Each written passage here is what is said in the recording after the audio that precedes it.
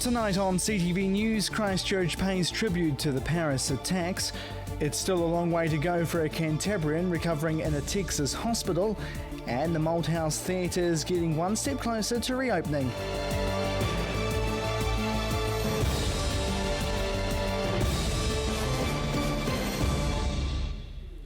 Kia ora, good evening. Christchurch has paid tribute to the tragedy in Paris at the weekend, lighting up some of the city's prominent structures. The Isaac Theatre Royal, along with the New Brighton Pier, shone blue, white and red, joining other landmarks around the world lit up in the colours of the French flag to show solidarity and support. The French capital was struck by 6 separate terrorist attacks, killing at least 153 people, with that number predicted to rise as many more lie critically injured in hospital. Well, to today's other news now, when Canterbury Cara Jane Purkis ran through a stop sign in Texas and got T-boned by a truck, her father Graham prepared himself for the worst. Now his positive outlook and optimistic spirit has paid off. Chelsea Daniels reports. A Christchurch woman who collided with an 18-wheeler truck in Texas has awoken from a coma, but her father says it's still a long road to recovery. All we've got really, there's eye response to light, and there's occasional glimpses of recognition and response, but it's very occasional. So it's not like she sort of come out of a coma and said, "Hi, nice to see you, Dad." Not at all. 30-year-old Cara Joy Purkis suffered a spleen laceration, ruptured bladder, collapsed lung and broke her pelvis in 2 places in the crash. She has regained consciousness over the past few days, almost a month after the incident. It's a positive thing. It's very slow incremental improvements. But what she needs now is a next stage of care, which involves rehabilitation.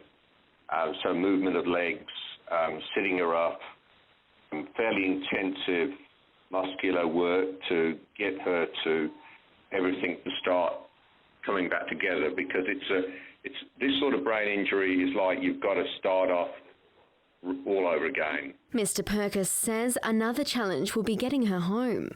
Yeah, well, what she needs on the flight is what we call full ICU care. So that's doctor, nurse, oxygen, life support, all of those things, because of obviously the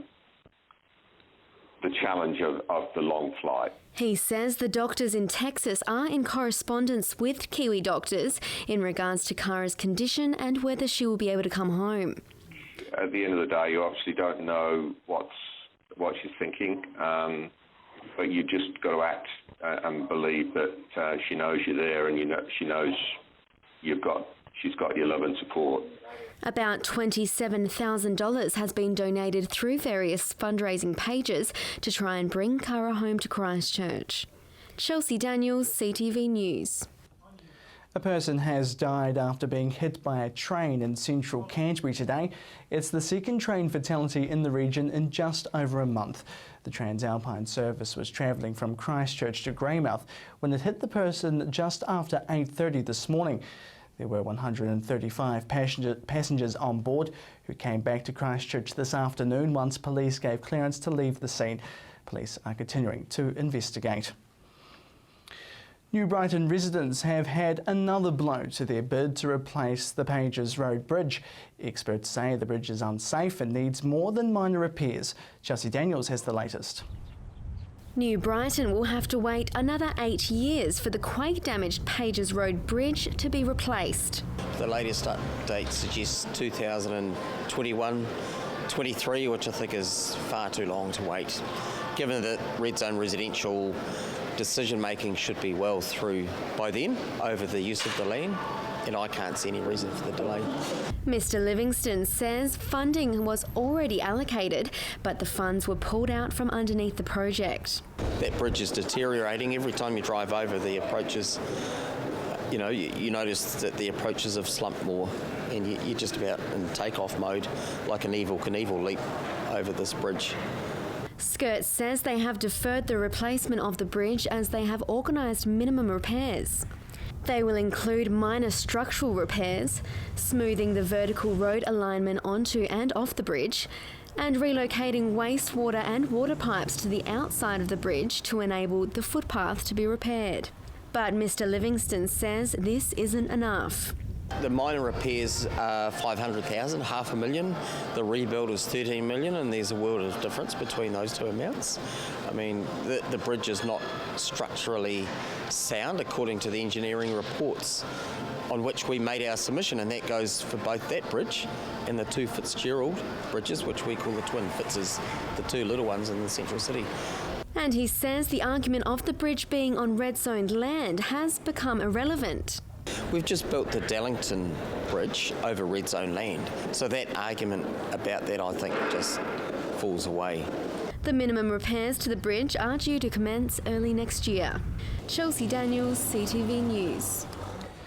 Well, still to come here on CTV News, we take a look at what's happening in your neighbourhood.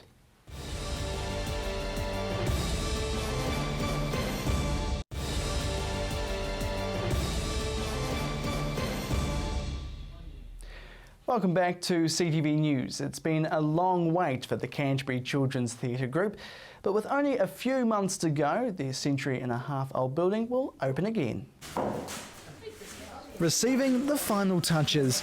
This Colombo Street building has undergone earthquake repair work since September last year, and now it's the final stretch to have the theatre back open. We always hoped to have our September show this year, but as you can see, we still haven't quite finished. I wanted to keep the troops all enthused, and I thought maybe we could do it show weekend, it's a good time, but as you can see, we really want to wait till it's all done and a big grand opening, and the public can come and see us in all their glory. The reopening of the theatre has been delayed twice, due to reopen back in September, but the job was bigger than what they originally expected, being refurbished from top to bottom. We rehearsed for the September show, and the showbiz were very kind at being part of the theatre community and let us rehearse in their rooms. So the cast were ready to go, and then they were ready to go, and then they were ready to go. The theatre company took ownership of the 150-year-old Malthouse building back in 1965, being a major part of showbiz in Christchurch. But when the earthquakes hit, the building needed some serious work. So all the structural work's been done underneath, all the underpinning, all the reinforcing, and they've sort of worked from the bottom upwards. So as we get to our top floor here, it's the plastering, it's flooring, it's painting. Thanks to one forward-thinking committee member, earthquake strengthening was completed back in the mid-2000s, helping to keep the Malthouse standing. We put in these steel beams and the cushions, linked them to the shear walls at the ends, and that's what virtually held the building up. Now insurance money has helped bring light back to the stage. We're going to be back, and we're going to be back with a hiss and a war. The theatre set to open by the end of January.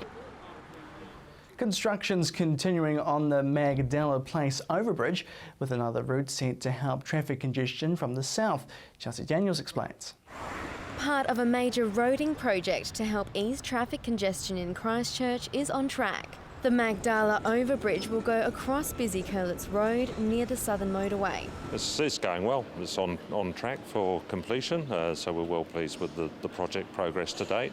It's projected to be completed in October 2016, so that's when it will be open to traffic and create the new link between what is currently Wigram Road into Magdala Place. The current budget for this stage of the project is $9 million, something they're hoping to stick to. But we had invested around about $4 million previously to put the foundations in as part of the Christchurch Southern Motorway project. And Mr Gregory says it's yet another effort the council is making to improve congestion on the southern passageways into the city. In the future, obviously, it provides yet another link from the growth area of the southwest into the city. So this parallels the Horswell Road, Lincoln Road link and Christchurch Southern Motorway. This provides yet another link to provide access for those 10,000 new households or so that are predicted to go into the southwest area to go through to Main South Road and onwards into the city. The next part of the project is set to be completed by 2020. And the next project we've got programmed for that area is an upgrade of the Annex Birmingham Rights loop. So there'll be a set of signals at the end of Magdala Place. The modelling is based upon anticipated population figures, statistics that have been forecasted up until 2041. And Mr Gregory says it's not set in stone and can be revisited if variables are likely to change. Chelsea Daniels, CTV News. A University of Canterbury study's being recognised overseas, helping to combat friendly fire. Now, an organisation in the United States could use the university's research in their training fields. It looks like a game, but it's designed to record how your brain performs under pressure in the battlefield. We're using laser guns to simulate it. We use visual indicators to simulate whether people are friends or foes. The participant goes around zones around the floor and as fast as they can, within reason, and either fires at foes or attempts to withhold their shots to friendlies. This research team here at the University of Canterbury have been working to find out why friendly fire happens from a psychological perspective. And you're responding to a high proportion of targets you encounter. You develop this, like we're saying, a prepotent motor response routine. So it enables you to respond faster, which is good if you're faced with a foe, you know. But when you face a friend and you have to inhibit that, you actually have to try and override this response. The numbers are not good. In one case, around 25% of soldiers on the ground were affected by friendly fire. Now they're hoping to find a way to prevent or avoid these situations happening in the future. Like everything we're doing, it does have an application side to it. So you can be sitting in front of the computer learning about all of this stuff, but then when you're put in the real situation, you're like, wow, this could really help somebody in real life. So we know that it's a simple speed accuracy trade-off. So the people that respond faster are more likely to struggle to inhibit their responses. So we know that if we slow soldiers down, that we can prevent some of these errors. But slowing down the soldiers can also cause some other issues. That if you are trying to slow down a ground soldier, his or her firing, they may get shot first by a faster firing enemy. We can slow down automated weapons. We can slow down the process there, and we're not going to lose a life, but we might lose a material, a weapon. The research has been recognised internationally, with them speaking at conferences in the United States. We submit it to the Human Factors and Ergonomics Society in the United States. So we won a Best Research Paper award from that. So it was really well received. And now they're working with the organisation more closely to bring this prototype up to speed with the armed forces in the States. Now let's cross to Andrew King in the newsroom with what's happening in your neighbourhood.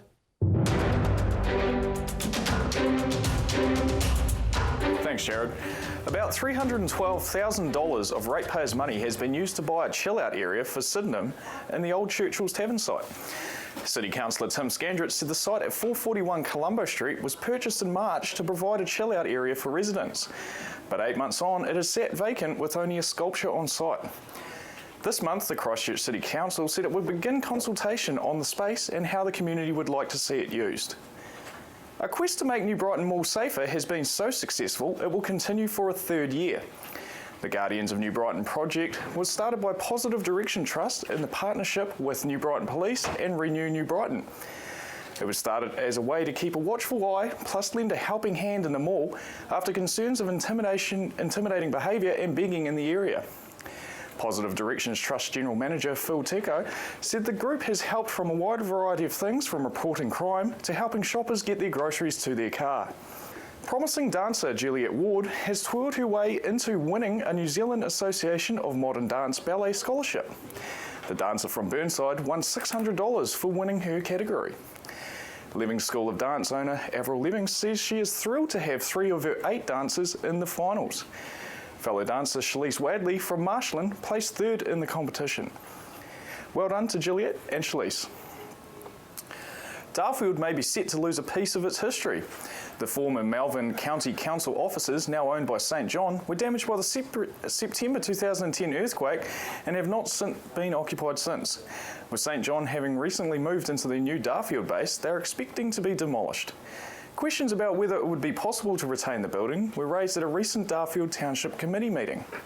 However, St John has confirmed that the buildings will be removed when it has fully vacated the land.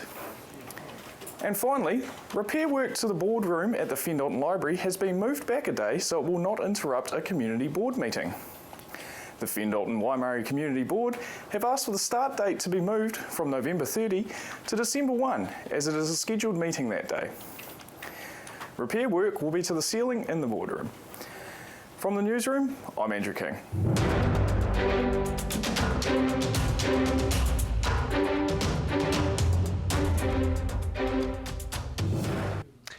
Thanks for that, Andrew. We're still to come here on CTV News Sport, plus Mercy's here with your region's weather forecast.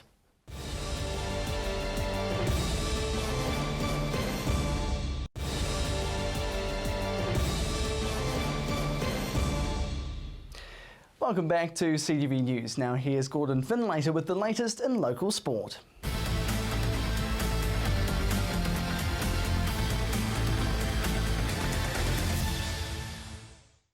Well, starting with motorsport tonight, and Geraldine's Hayden Paddon has finished his 2015 World Rally Championship in commendable fashion at the Rally of Great Britain. Paddon's event didn't get off to the brightest of starts, struggling for grip on the opening day's morning loop of stages, before running into hydraulic issues in the afternoon, which kept him outside of the top 6. The Kiwi found more of a rhythm on day 2, stringing together some impressive stage times to work his way into 6th spot overall. The rally finished overnight with Paddon staying composed in the slippery and wet Welsh conditions, seeing off a challenge from hometown boy Alfyn Evans. Day 3 also brought about the demise of Estonia's Oit Tänak, who crashed out on the day's opening stage to see Paddon improve to 5th position. The result sees Paddon finish this year's championship in 9th, just behind teammates Thierry Neuville and Danny Sordo. On to cricket now, and the Canterbury Kings suffered their 3rd loss on the trot to the Northern Knights at Whangarei's Cobham Oval yesterday. Batting first, Northern got through to 172 from their 20 overs. Former Cantabs Dean Brownlee and Corey Anderson were the chief destroyers, notching scores of 35 and 42 respectively. Canterbury's Australian import Aidan Blizzard then got his side off to the perfect start, smashing 69 from 53 deliveries. However, the rest of the Canterbury batting lineup failed to fire, with the Kings eventually falling 12 runs short of their required total. The next match for the Kings comes on Wednesday in Auckland. Well, meanwhile, there was more luck for the White Ferns, who took on Sri Lanka in their opening 2020 match at Hagley Oval. Fresh off a 5-0 whitewash in their one-day series, the White Ferns showed no sign of content, getting straight back into their work and smashing the visitors for 188 runs in the opening innings.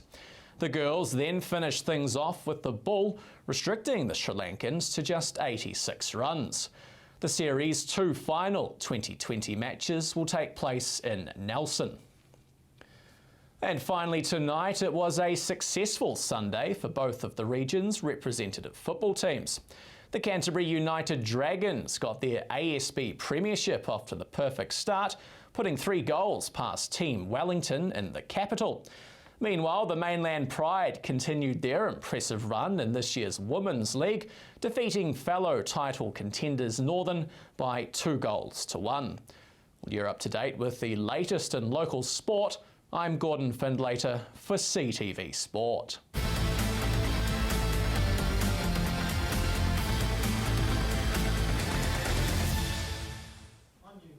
Thanks for that, Gordon. Now here's Mercy with your region's weather forecast, and you're rocking a new do there, Mercy. Thanks, Jared. I decided to go a little bit shorter for the springtime, and it did feel like spring out there today with beautiful sunshine and quite mild temperatures as well. Today's highs first up for South Canterbury, 18 for Timaru, Temuka and 17 for Geraldine.